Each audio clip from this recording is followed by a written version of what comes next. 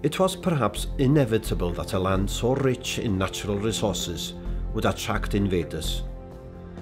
The Romans broadened their dominance of Britannia, building a network from Diva, now known as Chester, to Canovium, Segontium and Tomen-y-Mur.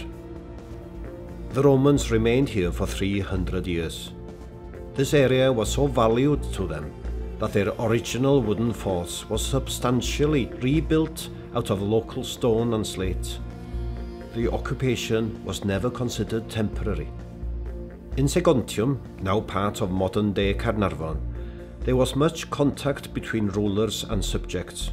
A vicus, or township, grew outside the fort, where people from far and wide came to trade goods and services.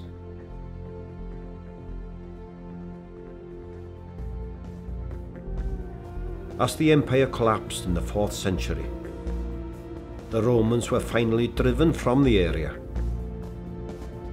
But they were not the last invaders to besiege the land for its wealth and power.